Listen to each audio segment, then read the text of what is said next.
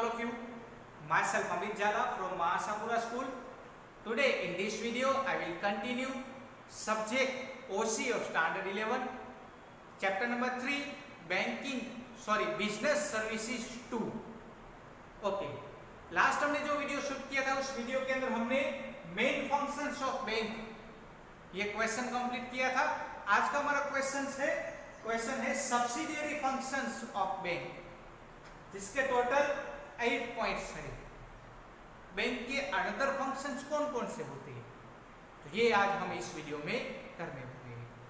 Okay, first point is to look after the financial transaction of the customer. Second one is to do transaction of foreign exchange.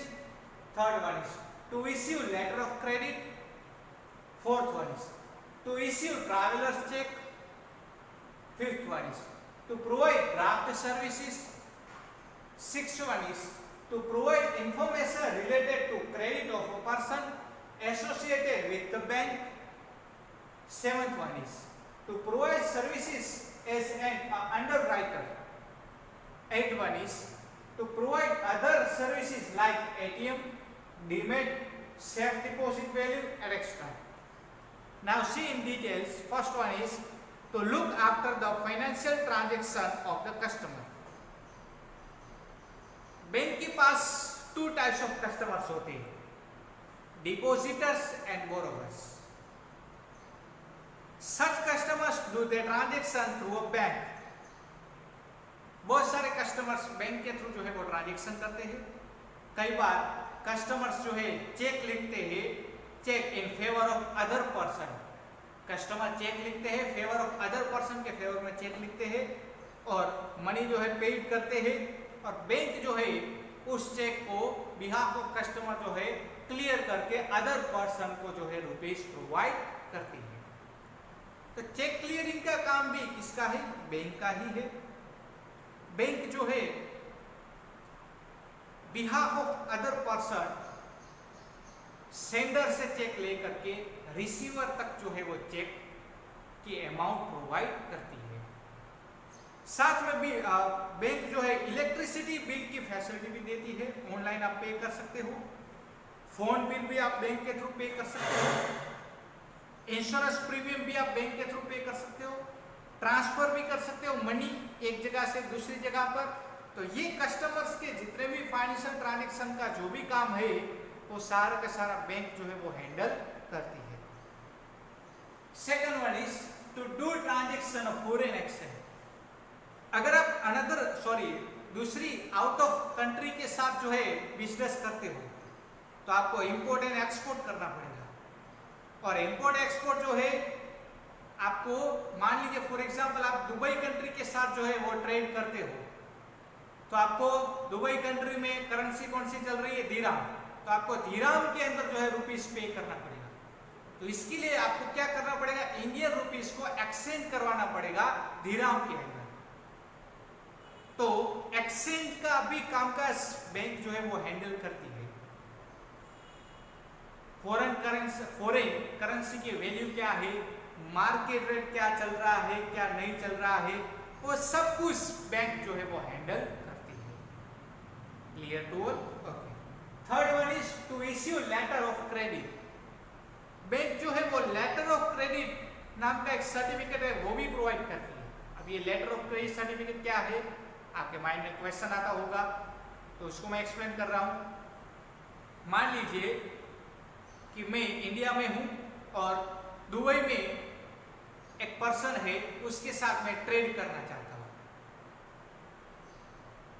मैं Dubai से कुछ ना कुछ जो है purchase करना चाहता हूं, मान लीजिए, लेकिन दुबई का जो सेल्समैन है वो मुझे नहीं पहचानता और मैं उससे नहीं पहचानता, लेकिन मैं उससे परचेस करना चाहता हूं दुबई के सेल्समैन से, लेकिन वो क्रेडिट में गुड्स तो मुझे सेल करेगा ही नहीं। क्यों? क्योंकि हम दोनों ही अननोन पर्सन हैं।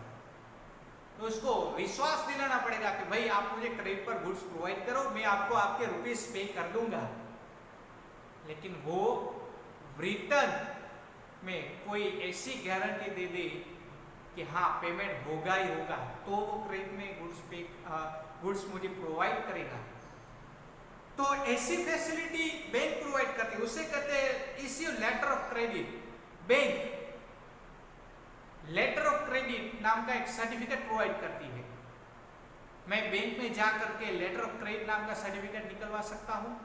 मुझे कुछ ना कुछ गिरवी रखना पड़ेगा और मैं ये लेटर ऑफ क्रेडिट नाम का सर्टिफिकेट दुबई के सेल्समैन को भेजूंगा और उस लेटर ऑफ क्रेडिट के सर्टिफिकेट में लिखा होगा कि अगर अमित जाला ने रुपीस पे नहीं किए आपके गुड्स के तो हमारी बैंक आपको उसके बिहाफ में रुपीस पे कर देगी। तो ऐसी गारंटीज बैंक प्रोवाइड करती है, तो ये फैसिलिटी भी बैंक प्रोवाइड करती है। Clear to all? Okay. Point number 4, to issue travellers cheque. ये पहले के टाइम में यूज होता था, लेकिन अभी क्या हो गया है, ट्रैवलर्स चेक कोई यूज नहीं कर रहा है, शायद कोई रेयरली यूज करता हो। अगर आप ट्रैवलिंग करते हो तो ट्रैवलिंग में आपको रिस्क है। क्या रिस्क है? केस जो है वो गुम हो जाने का रिस्क, ये रिस्क ट्रैवलिंग में हो सकता है। आप भुज से मुंबई ट्रैवलिंग करते हो, 5 लाख रुपीस केस लेकर के जा रहे हो, तो रिस्क तो है, बहुत सारा रिस्क है। आपके केस जो है वो ट्रेन के अंदर जो है चोरी भी हो सकती है। तो इस रिस्क से बचने के लिए बैंक ट्रैवलर्स चेक फैसिलिटी भी प्रोवाइड कर रही है। इससे क्या होता है, आउटस्टेशन बैंक में आउटस्टेशन जगह पर आउटस्टेशन बैंक में से आप जो है रुपीस चेक के थ्रू जो है विड्रॉ कर सकते हो। आपको सिर्फ ट्रैवलर्स चेक संभाल करके रखना है आउटस्टेशन बैंक में, यानी कि अनदर कोई भी जगह पर जाकर के आप उस ट्रैवलर्स चेक के थ्रू रुपीस विड्रॉ कर सकते हो। लेकिन ये आजकल कोई यूज नहीं कर रहा। क्यों? क्योंकि उसकी जगह पर आज एटीएम आ गए,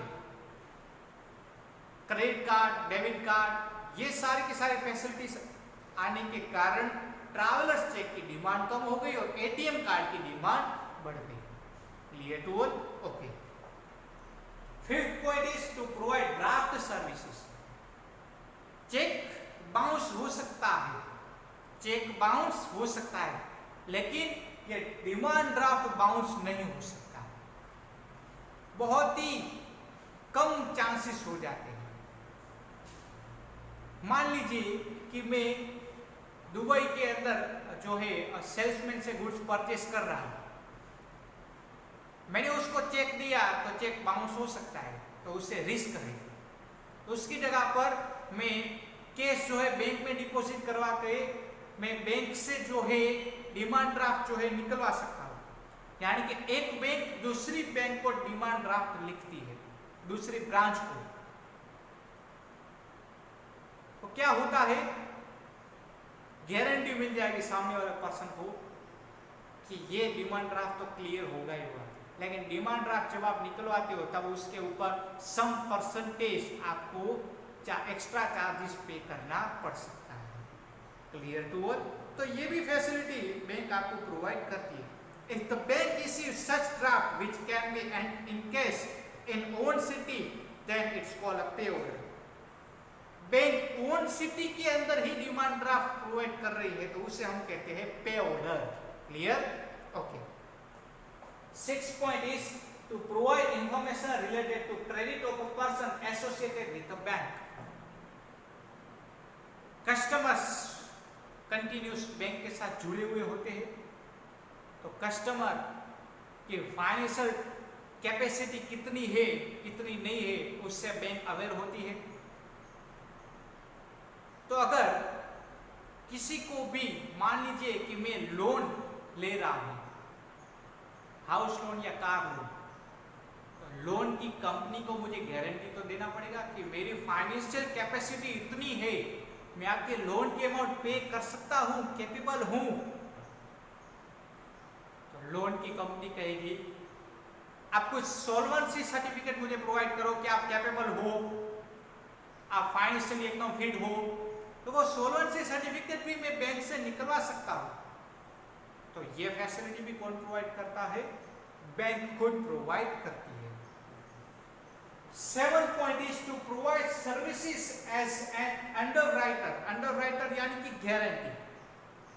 जब कंपनी न्यू स्टार्ट होती है तब उसे मिनिमम सब्सक्रिप्शन की जरूरत होती है, यानी कि मिनिमम इतनी कैपिटल की तो जरूरत होती है, लेकिन उतनी कैपिटल उसे पब्लिक से नहीं मिली तो उसकी जगह पर बैंक गारंटी प्रोवाइड करती है। आपको 5 लाख की जरूरत है तो 5 लाख रुपीस हम आपको प्रोवाइड करेंगे। तो न्यू कंपनी स्टार्ट करनी है तो आपको कैपिटल कम पड़ रही है, कैपिटल कम हो रही है, तो उस कैपिटल में सपोर्ट बैंक आपको दे सकती है। बैंक अंडरराइटिंग सर्विसेज प्रोवाइड कर रही है, यानी कि आपको गारंटी भी देती है कि आपको आपकी कैपिटल की अमाउंट हम प्रोवाइड करेंगे। तो इस तरीके से बैंक आपको फैसिलिटी प्रोवाइड करती है। 8 point is to provide other services, other भी बहुत सारी सर्विसेज प्रोवाइड करती है bank. ATM facility, credit card, debit card facility, demat account facility, share market में अगर ट्रांजैक्शन करना है तो उसके लिए डीमेट अकाउंट ओपन करवाना जरूरी है। सेफ डिपॉजिट वैल्यू, यानी कि बैंक के अंदर भी लॉकर की फैसिलिटी होती है।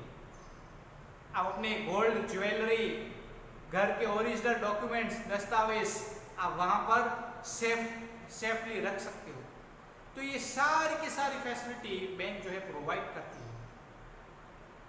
इसी के साथ ही हमारा क्वेश्चन का एंड हुआ। Subsidiary functions of bank, subsidiary functions and main functions, ये दोनों ही questions very most typical questions for all exams, first terminal, second terminal and final exams. ये दोनों ही क्वेश्चंस बहुत ही बार एग्जाम के अंदर पूछे गए हैं। तो आपको इस दोनों ही क्वेश्चन को घर पे रिवाइज करना है। आज इस वीडियो में इतना ही। नेक्स्ट वीडियो में नेक्स्ट क्वेश्चन के साथ मिलेंगे। तब तक take care of yourself. Thank you so much and जय माता दी।